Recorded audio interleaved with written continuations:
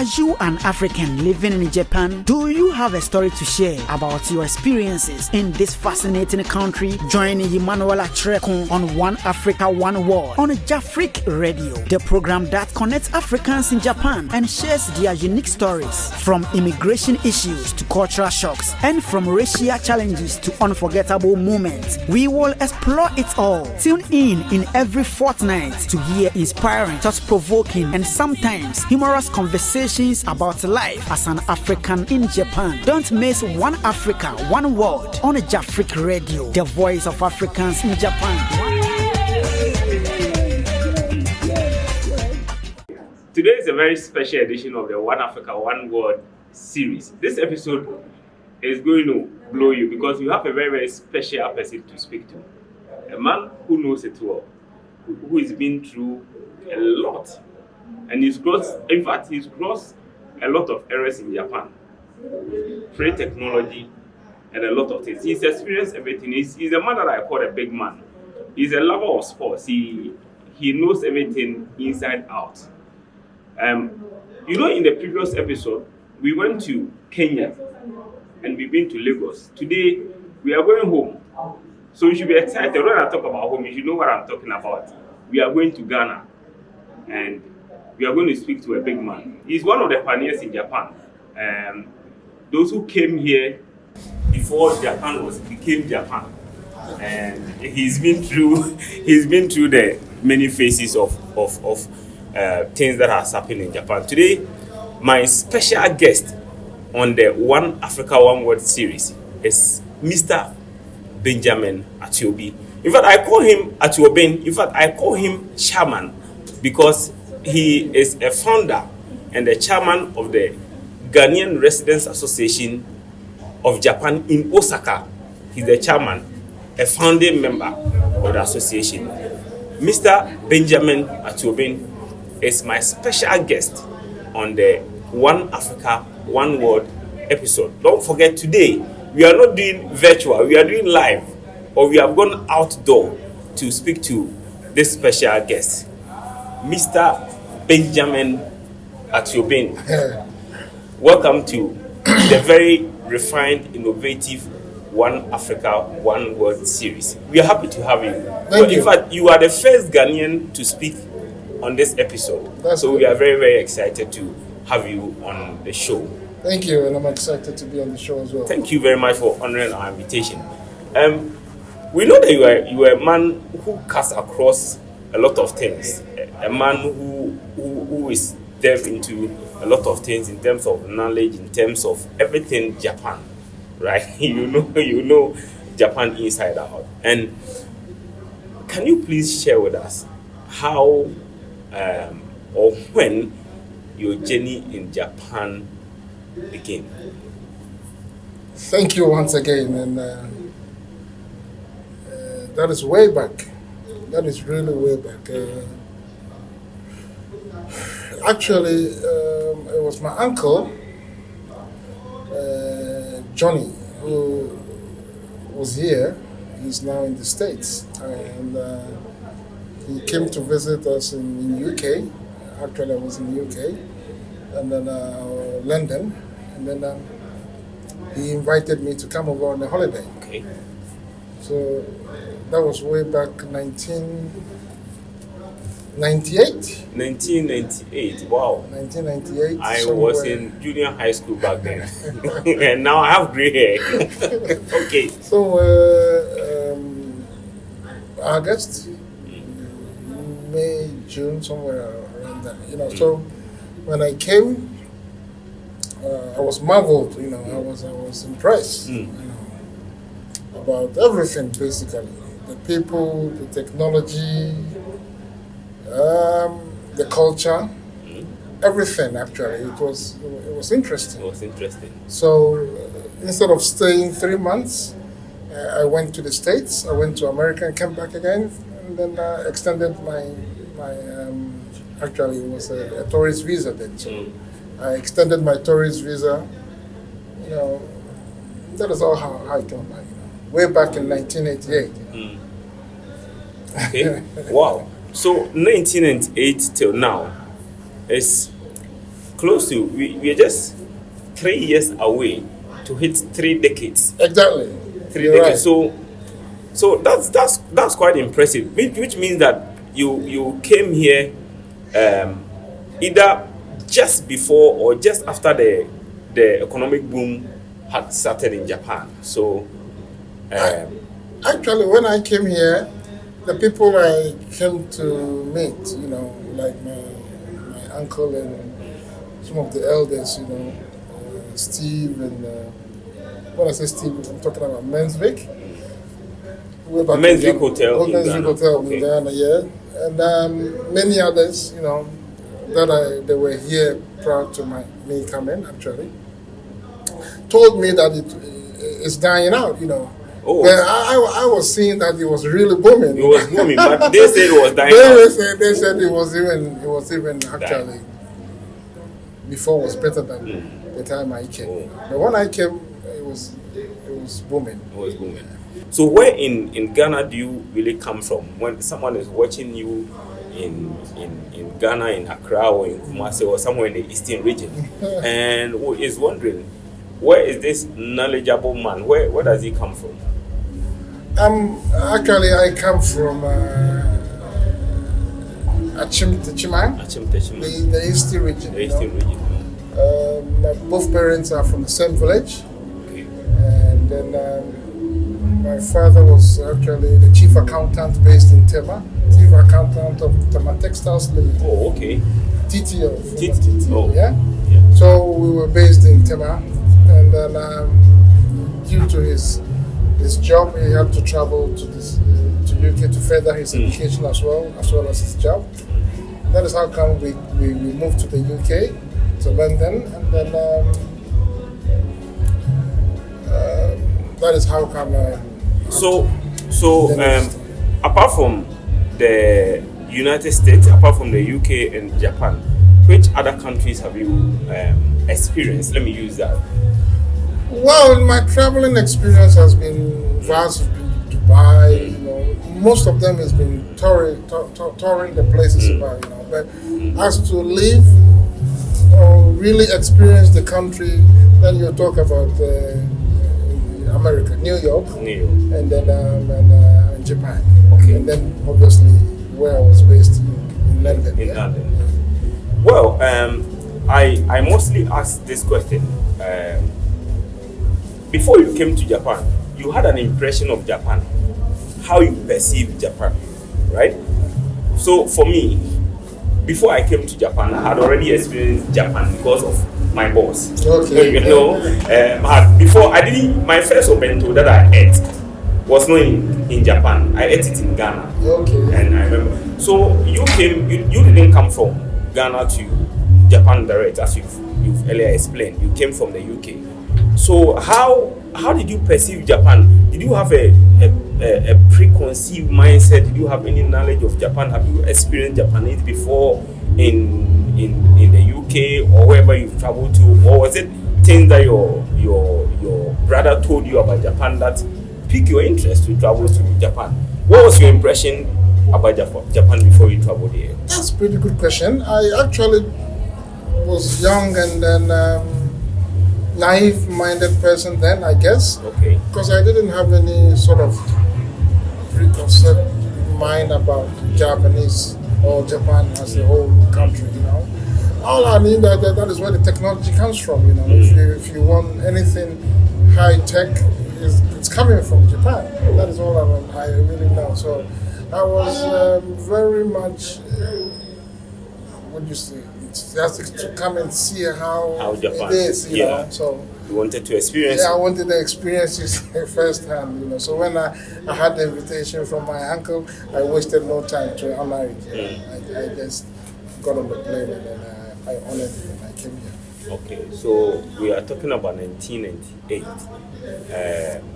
Now, when you speak to any African who is in Japan, they are either talking about entering through Hanada, Narita, or Kansai in Osaka. So where did you land? I came. My port of entry was Narita.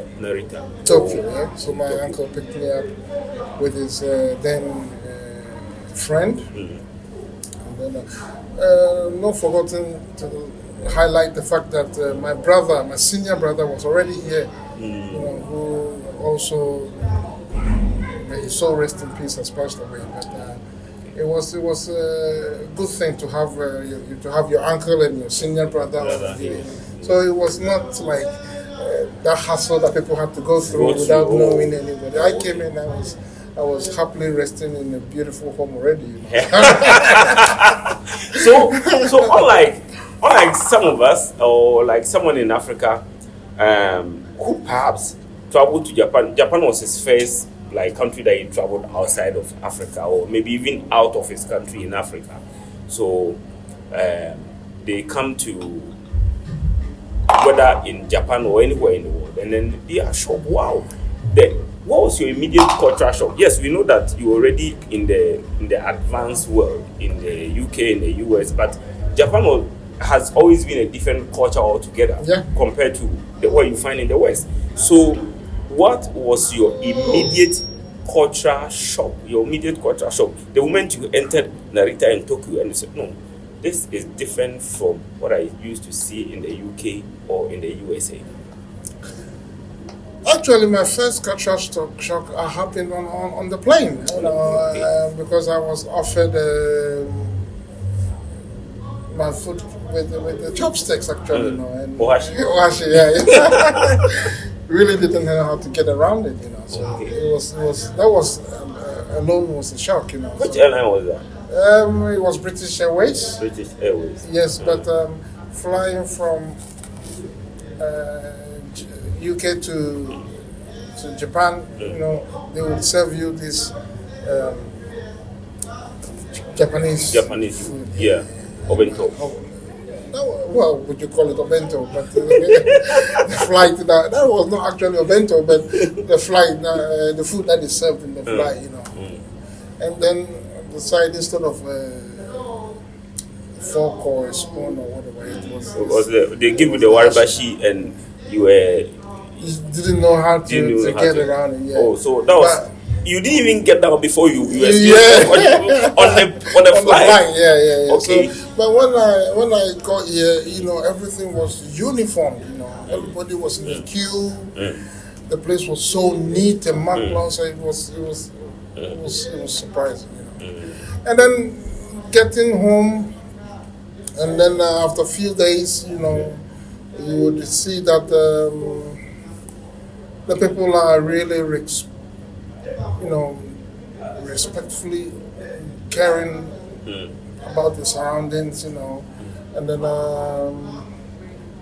obeying the rules and regulations of the society, of the government, the rules of the society. Yeah, and it was impressive, actually. It was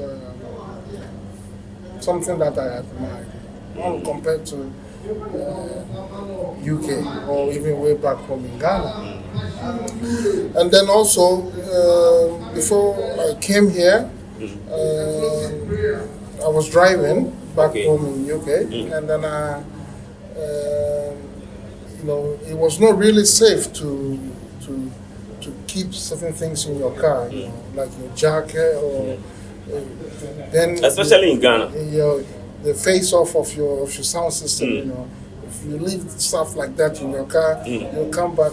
Not only would you find out the car has been broken, the jacket would not be there. Maybe the jacket is just about 50 pounds, 100 pounds, or 150 pounds, but the windscreen or the glass of your car would be costing you somewhere about 400 pounds. Yeah. They don't care to break the glass and then take the jacket out of it. So when I go here, you leave your cars unlocked, and it is still safe. Everything is intact. You can just... Back in the 90s? Yes. So, let me digress a little. So, the concept of Japan being safe because of advanced technology, because people say that there are cameras everywhere on the street. So, if you pick something that doesn't belong to you, you are eventually going to get caught. When I came here, trust me, it was not the technology or the cameras that you're talking about were not active then. not as you can see now, They were there, but there were not as many as you see now on the streets wherever. But the people were just not. It was just safe, They wouldn't do any harm to anybody walking in the streets, even at night. If you can drop your wallet for some reason, or you leave your wallet on the train, and then you go to the police station, and they will be there with all your money inside. Okay, so there's one thing that everybody that I interview on this show, right? The person tries to find a way to either dodge or solve the question in one way or the other, but I always bring them back. It's about language. So, yes, you met your brothers came to meet you on arrival. Your brother and your uncle came to meet you on arrival. So maybe they help you in the process. It was just my uncle that pick you up. But when you got down from the plane, going through the immigration process, right? Definitely, I know now you are one of the most fluent Ghanaians fluent speaking Japanese. Okay. Right, Ghanaians among all the Ghanaian community, because whenever I hear you speak Japanese, I don't hear ano. There are some they are struggling, but you flow, you rattle the Japanese. But before that, on your first day on the flight, you got down. You didn't know a single Japanese, unless maybe probably heard your brothers say on the telephone. You didn't.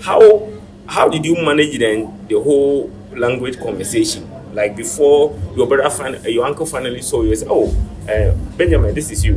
Come, let's go." Somebody within the immigration staff spoke Japanese to you and you were confused. Actually, I didn't speak any language, Japanese language, like you said, but I didn't really have any problem with the immigration, because, they just saw my papers and let me in. So no ohayou gozaimasu, no genki desu ka? Nothing, they just stamped it and then they said, okay, move on. And then I came in, but I really couldn't get around it, Obviously, it's normal. You couldn't speak a word, and you have nothing to learn initial stages. And then there were no phones that you could use to translate and stuff like that, as the technology is helping us now these days. So what you would do is, you would get the pocket dictionary, and then you'll be referring and then trying to say some of the things. So you meet a lady on the street.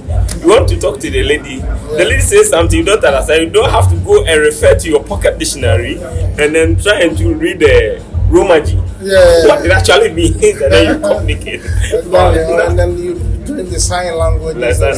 Oh, that was difficult. That was quite difficult. So the language bit is there.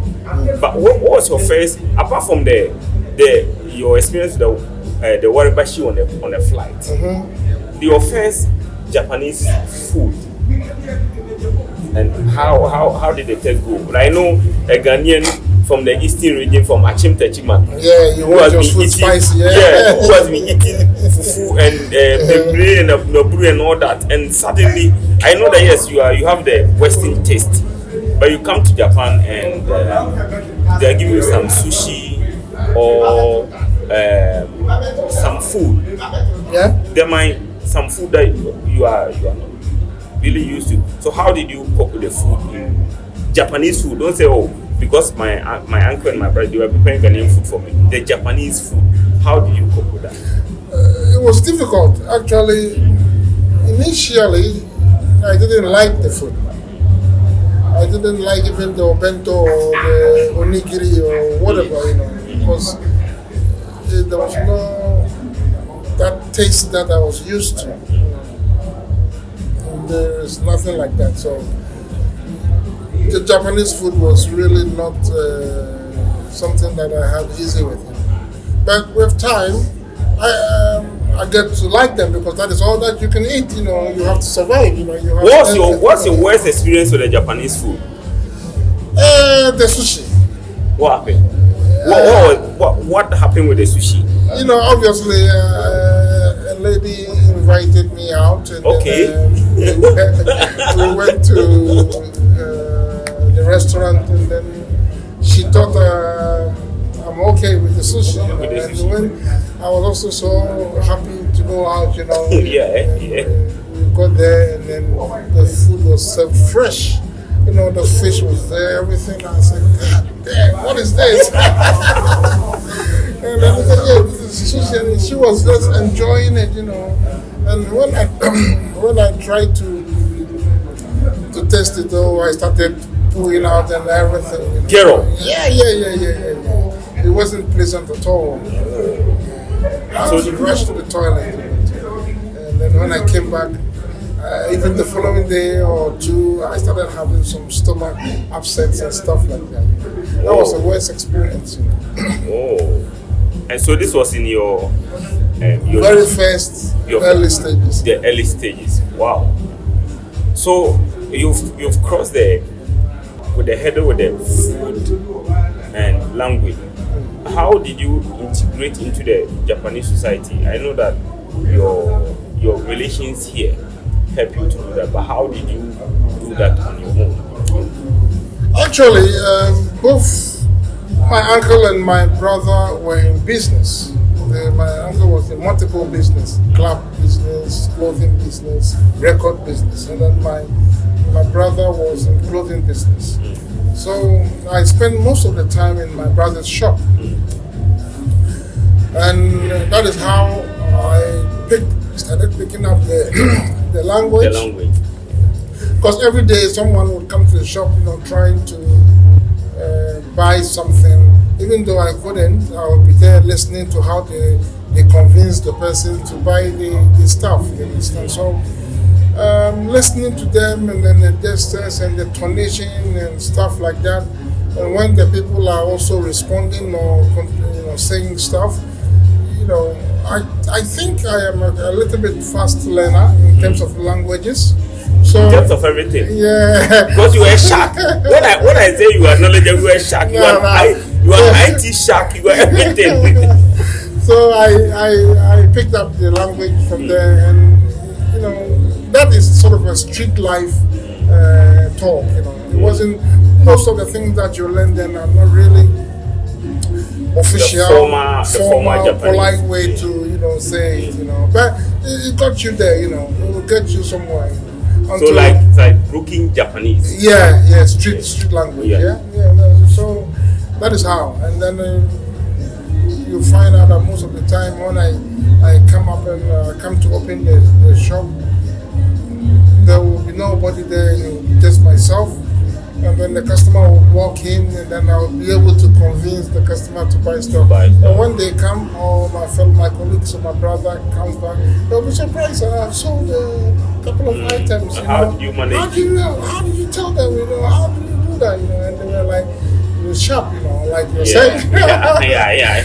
And most of the guys, when I came here, were coming straight from Africa. So the train system was a bit confusing and complicated. The network is a bit complicated when you come to Japan.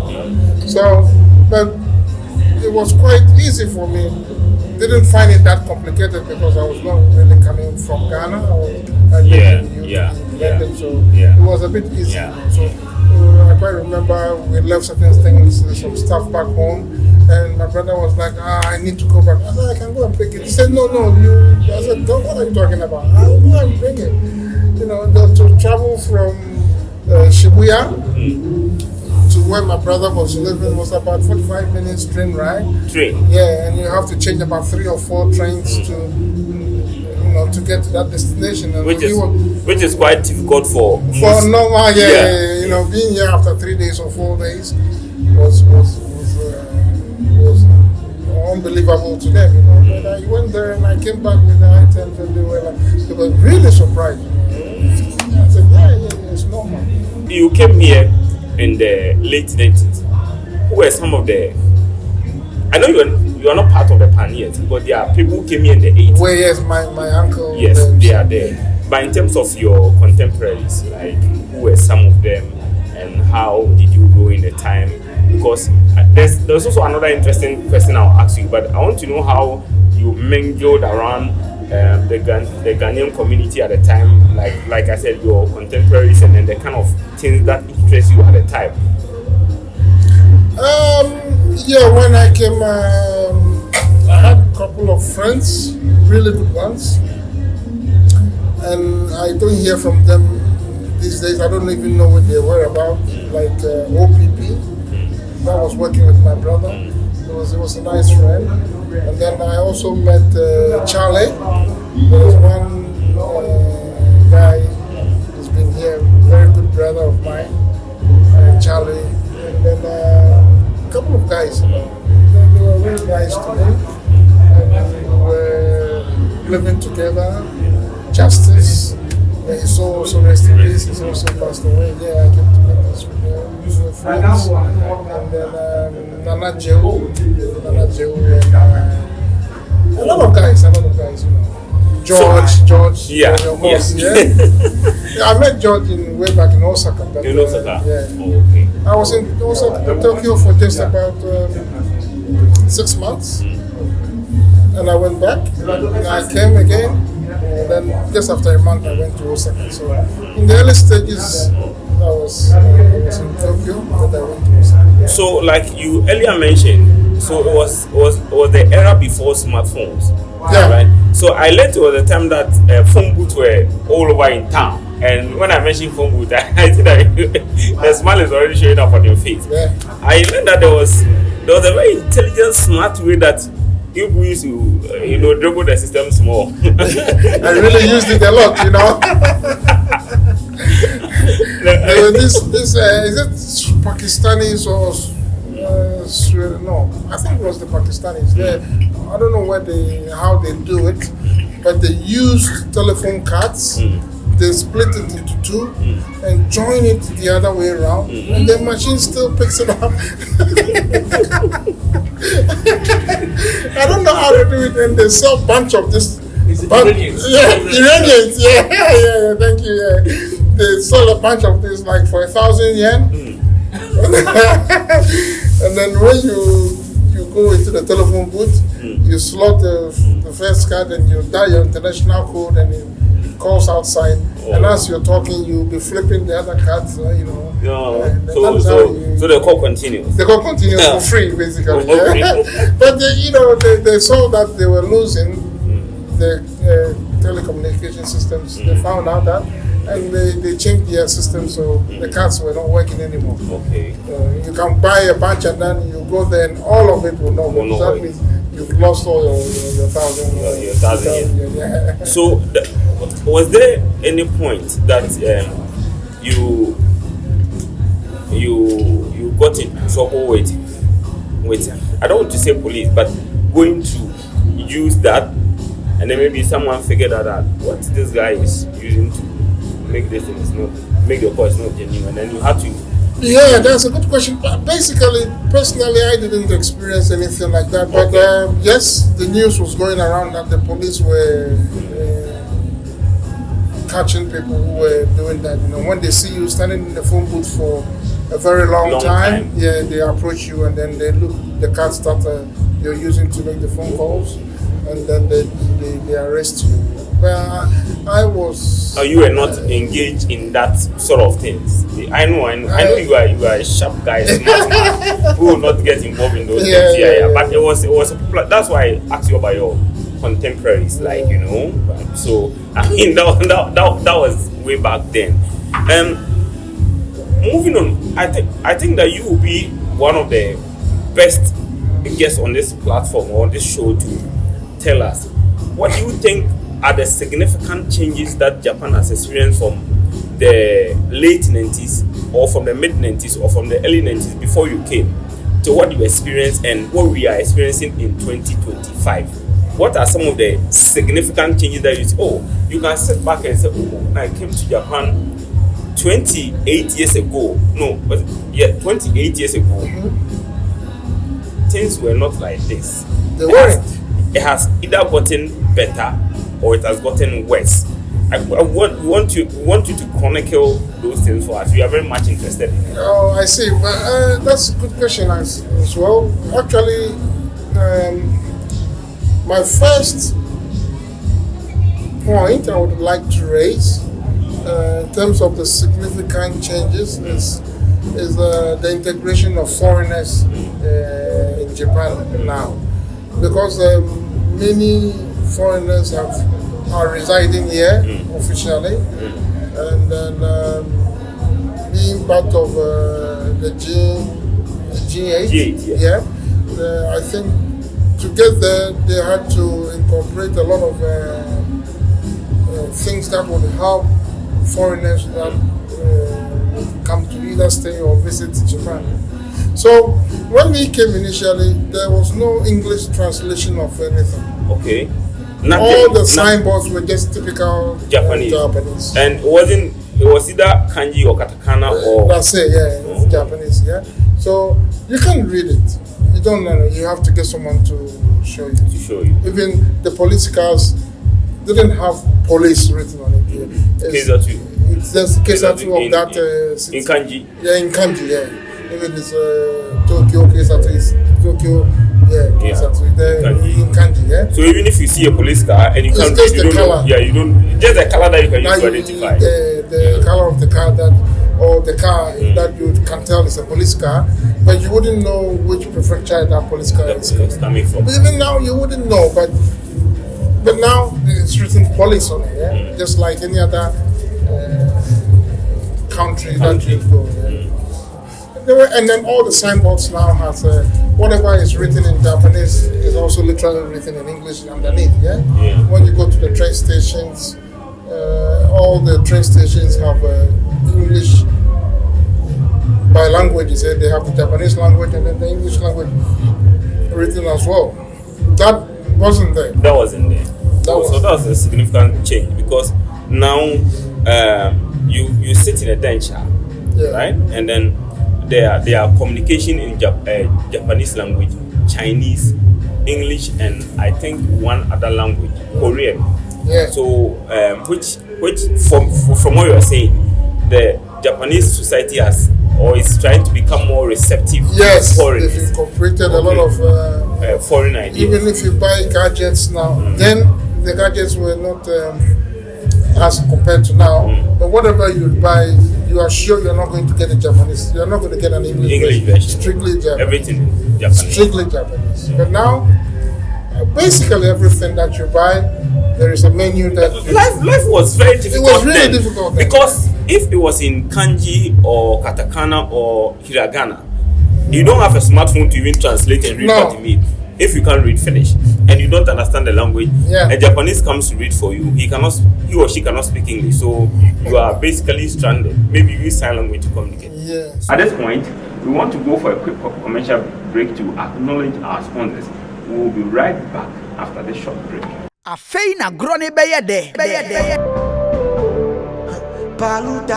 We are Ghanaian Japan Tokyo JafriQ Radio in collaboration with African Home Touch Restaurant and Bar present our Mutuo Special. Kwesi de twatwo obosome no biara brane ni Ghana ni Africa duane papa bi from jollof rice ekopim fufu team from high life to Afrobeat enyum papa ni yentwa na ase wate every last Sunday of the month ha na eboso untimi nyu hu mfrim number na jimunchiremu 09083011149. Mutuo Special our African Home Touch Restaurant and Bar. Let's bring the taste of Africa to Tokyo. Nyumaku eboya chidon. JafriQ Radio, Japan. Africa Home Touch Restaurant, Roppongi, Tokyo. Yentimin train, bra yen ni Ghana duane papa bi. Yen toke semfa Ghana nyum papa bi niasa. Ebridiniye JafriQ Radio, connecting you to the African diaspora worldwide. Wait dear edamufua.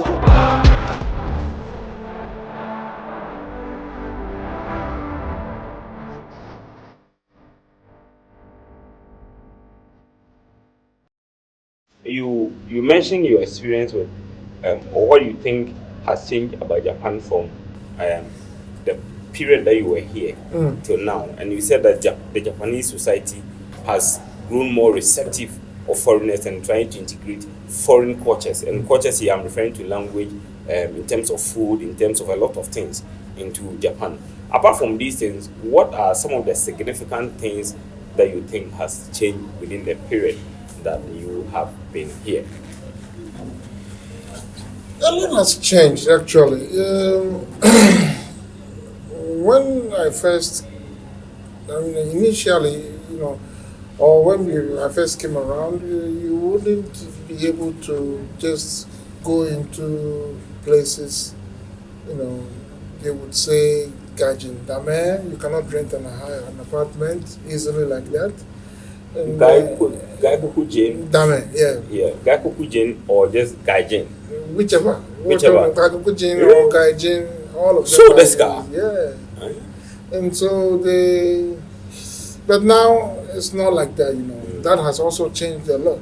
So you couldn't rent. Yes, you find it difficult. Yeah, renting, most of the over 90% of the apartments that are being rented or the agencies that can get you would say to you that you are a foreigner and you cannot rent the apartment. Wow. So what we did then was we normally get the Japanese or our girlfriends to rent in their name, and before they realize it's a foreigner living in the apartment. That has also has changed, and then that has a lot actually has changed. But when you talk about changes, because the country is also growing. Wherever you go, you'd have people welcoming you as a foreigner, compared to before that. When they see you, they run away and they sort of be Krishta. When you get in an elevator, nobody wants to join you in the elevator. When you sit in the train, nobody will sit beside you, because you are foreign. Well, to add to that, recently there was a publication on Mainichi.com. It's one of the Japanese portals, and they were writing an article about the Japanese immigration in Saitama going to basic schools where Japanese children are, to teach them on how to live or integrate with foreigners. So it shows that Japan has gone a very long way in that regard in terms of how they're becoming receptive to foreigners. But I learned that there was a period, within that period, that you see the normal security people, some of them standing in front of the bank, some of them wearing either brown apparel or something. The moment a Ghanaian, you didn't have that problem because you came in legitimately. But there were those who overstayed. And when immediately they see those, they think they are police. They are coming to speed. I heard there was also a period like that. You didn't experience that, but at least I know you saw many. Your friends told you many of such stories. Don't mention names. Yeah. Yes, because the security uniforms, they look like official police uniforms. They have these caps that they use, and they have these shiny badges of crowns on their shoulders and stuff.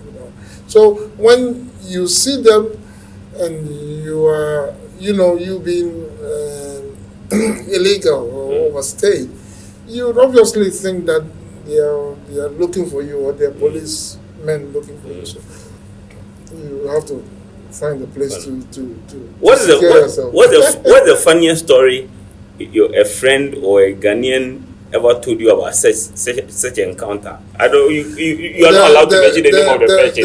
The funniest that you can think of. One of the stories that happened was a friend of mine was actually stopped and arrested by the police, and then they put him in the police van. They were transporting him to the police station or whatever to detain him, and the guy jumped from the windows and he booted out, and the police were chasing him, Wow. And then, because he was so fast and, running faster than the police, they couldn't really catch up with him. And eventually they called on backups. So there were a lot of police, coming in the area to find him, So whilst he was hidden under the gutters, he stayed there for a very long time, and then when the situation subsided a bit, he came out with it. That was an experience. He told me that I thought it was really serious but funny, because to jump from the windows was unexpected. That might be quite interesting to happen within that period.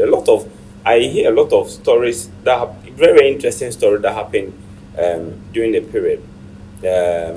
One of them being how the Japanese society at the time, right, had some group of people that in P they call them Nkoraboni. In Japanese, is it Yakuza or Yahuza or what do they call them? Yakuzas, Yakuzas, yeah. They come and then they're walking like this, and then they had a lot of control in Japan. Now they don't. Yeah, now they don't. The system has tried to neutralize their base. Yeah. How did you find that as a young guy coming in from having experience from Europe and America, and then coming to Japan, and then you see, because in America there's this gang life, right? And then you come to Japan, and then you see there's a presence of Yakuzas. Yakuzas, yes. Yeah. And then they are. It was really active and very effective group that was running. Every area had a Yakuza controlling that area. So Yakuzas have fights most of the times, and most of the Yakuzas want to portray that they are most powerful. Yeah. But they also like foreigners.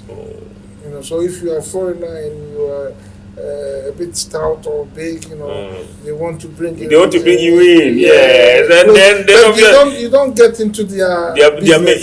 It's just entertainment. You're on the sidelines, So I tend to have a lot of friends that are actually opposers. Because of the size, the size, and they think you're strong. They get you for a bodyguard and stuff like that. And anytime you are going to run a business, you have to go to the Japanese Yakuza's office that is controlling that particular area that you are running your business to pay your dues. Your dues, your tithe into so that they would protect you from any other Yakuza coming to the stadium. Yeah, in so doing, they would also come to your place of business, if it's a restaurant or it's an entertainment place or a clothing business, they would come and then patronize your business as well. So their presence there also gives you some sort of security. When others see that, this place is backed by this Yakuza, you are assured of safety. Maximum security. Yeah. Because they know when they come there, this Yakuza would stand up, for you. For you. Wow. So, I want to ask, it's not going to be one, but tell us a series. What has been your most, I'm using the word to the extremes, your most funniest experiences in Japan for the past 28 years or 27 years that you've been here? Both in and out. I know you've been traveling a lot. You're a journeyman. So you've been traveling a lot. But within and without, for this period, over 2 decades, you are getting to your 3rd decade in Japan. Chronicle for us, like the funniest experiences that you've had in Japan. I can't tell about really funniest, but let me talk about this issue because it was when you first come, or when I came, and you go to the convenience store or the supermarket, you realize that you would want to buy the cheap stuffs, because you are trying to play economic, manage your finances well, yeah? So when you go shopping, you'll be looking at the prices, and because you cannot read what is written there, it's only the drawings, And then most of the canned items, the food, the ones that are like canned tuna or canned fish. Sardine, Ghana for sardine. They present those for the cats and dogs, for the pets, in the same sort of, so a couple of times, not knowing, I was buying the pet food, but the taste was really not good. So until I had a partner or a girlfriend, that we went shopping, and then I said, every time I want to buy tuna, but I don't see it, and I buy this one. It wasn't good at all. Japanese tuna. He said, no, don't buy this. This is for the cat. She was laughing, It was like, wait. This is a very serious case. Yeah. So most of the people the Ghanaian were even eating them for a very long time, until they realized this is for the cat. This is a very serious case. Yeah. That Chairman Benjamin at the time was buying canned fish, aka sardine, meant for the cat. It was for once, because when I bought it, I thought I had bought something that is, normal tuna fish, yeah. But it wasn't. So upon inquiring about it, that is when I got to know that one is for the pets, So it's sort of educative thing, you try to tell people. And sometimes you would want to buy juice, and you think you are buying orange juice, and then you find out that you are buying alcohol. You can't read anything on the can, you can't read anything. So it was difficult, actually. So you have to buy it. You want to buy salt, and then you would see you buy something else. It's not salt. You want to buy oil, and you find out that you are buying vinegar. It is really confusing because the way they put everything together is the same. That is how most of the funniest things, or weird things that happen in Japan at the time. At the time, And the point of interest here is that you said most of the Ghanaians were consuming I wouldn't say most, but some of them. It's a bit confusing. Unknowingly were consuming, and it's because of the language barrier. Because everything was in Japanese at the time, that in kanji, and they couldn't read. Wow. Well, moving away from your funniest experiences, what are some of the challenges that you've experienced in Japan for the period, and maybe something that you think was happening then and is still happening now, which you think is not too good? Your interaction with the police sometimes ends up really not good, just because of the language, So I quite remember.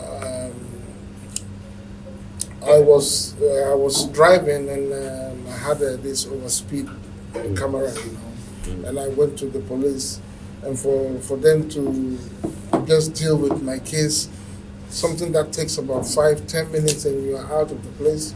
I end up spending 7 hours, 8 hours, because they started asking you funny questions. How did you come to Japan? How did you meet your wife? It has nothing to do with the overspeeding, or the traffic violations, But that is still going on, When there is a case, they really want to read back into your history or your life, or how you go here and how you will get your papers and stuff like that. Not concentrating on actually the violation and then sorting it out if it's a parking ticket, if it's a ticket or fine that you are going to pay, it's just finished with you, then you go. When they start asking you questions way back, how did you meet your wife? And that is something that is not too pleasant. Yeah, it is still going. And you're obliged to respond. Otherwise, they will keep asking until they get the answer from you. And I don't know what they're going to use that to whatever investigation they're going to use it for. Because it has nothing to do with maybe the speeding ticket that they are supposed to give you. Exactly. Yeah, so those questions are irrelevant to that. Yeah, irrelevant. Yeah. So recently there's been a lot of talk from some Japanese legal system who have also been involved in the police, and then they review that mostly they do that to profile you when they want to do racial profiling. That's when they pick some foreigners and then do that to them. Yeah, but that's one side of the conversation. We also know that Chama Benjamin has a son. Two sons. Yeah, 2 sons. But there's one particular half Japanese, half Ghanaian, half American son who is a sporting personality who is competing for Japan. Both of them actually. Both of them are sporting athletes. Please tell us. We don't really know much about it. So tell us what they are doing. I'm blessed with 2 kids in Japan.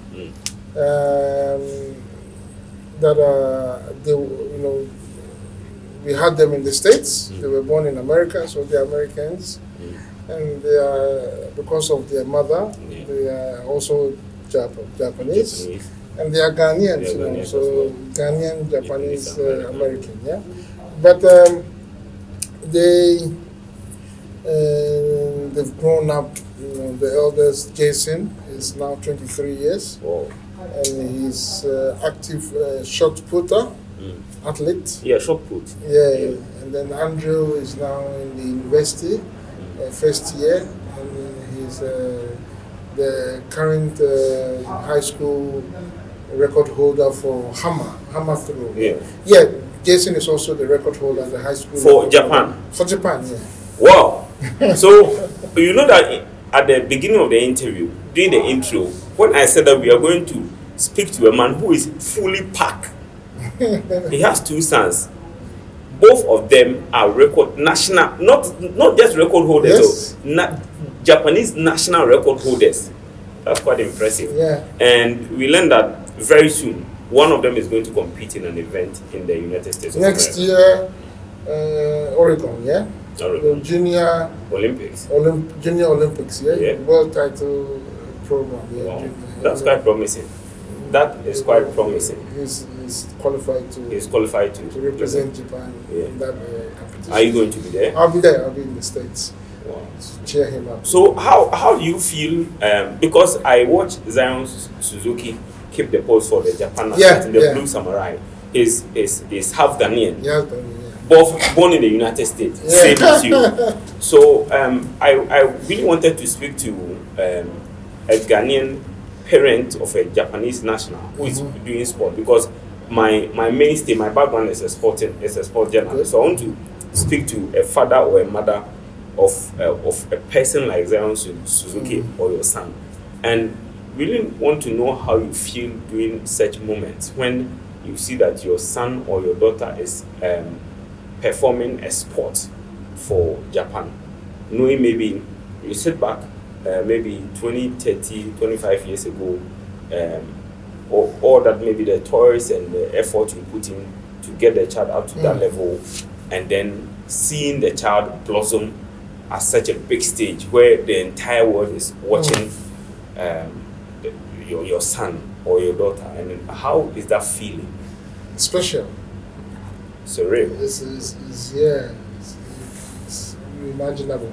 Actually, when they go out and they compete, we have a chit chat, talking about how they are going to perform and the expectations that they want, and then they tell me, I'm doing it because I want you to feel proud of me. And I said, go on, champ. I call them champ.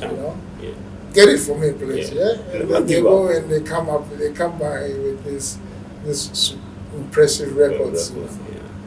Jason actually hit his first national trophy in Okinawa. Whoa. Yeah, and then Andrew did the same in Fukuoka. Wow. That's quite impressive. So it's something that is so valuable and precious to most. I won't say Ghanaians only. Most Africans who are here, who are having kids. For some of them, they don't want to have anything to do with. You know what I'm talking about. They don't want to have anything to do with that. But that's an impressive thing. We are wrapping up. But a very, very important conversation that we need to have before we wrap up the entire conversation. There's a growing community of Ghanaians in Osaka, which is called the Ghanaian Residents Association in Osaka, Japan. And you are the chairman of that association, and you're also one of the founding members of the association. Can you please tell us the rationale behind the association, why Ghanaians in Osaka need to come together as one body, and what are the benefits that if you join the association you stand to gain as a Ghanaian? Good question. Actually, the association, we've tried to implement certain things way back that would make the association stand firm and strong, but each time it crumbles and collapses, due to certain things. But the main thing that motivated us to put it together is, eventually something happens to a member, a brother or a sister, and you see us, my uncle one, let's help him, let's help that, and then we will be trying to get that around and do so. If we have that heart, if we have that feeling, that love towards our brother, and we don't do it well in an organized way, then we don't have to wait for something to happen before we start gathering ourselves. That is what motivated us to put the association together with a lot of thoughts, into the constitution. A lot of work, went in through that to put it all together.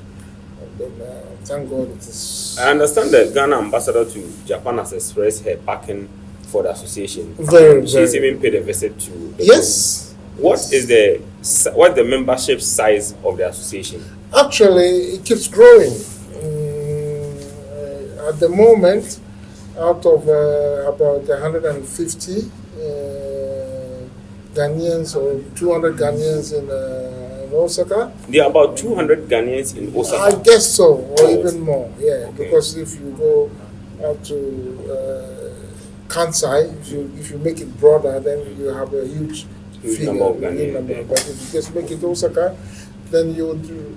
Out of that, we have about 1/3, or about 50 members, and it's counting. We hope more people come to join. That's a great initiative that you have taken to make sure. Talking about the benefits, we see to each that everybody is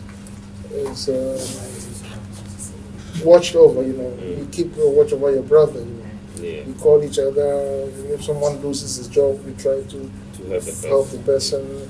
If your family member passes away, we will be there. If yourself, something happens to you, we will be there. Something positive. So you are not going to be alone. Yeah. So today has been one of the most interesting conversations that we have had, and it's been with one of the pioneers. I mean, the first time is the people first came here and experienced this country. They came here before technology, before cameras, and they've been through the telephone booth conversation. We've been through the conversation with the language and everything. I mean, it's interesting to have a guest who has experienced life in Japan for the past 25 years and will be able to tell you something that you came here in 2024, 2025, you can't imagine what's happening here. So it's been an interesting conversation. Mr.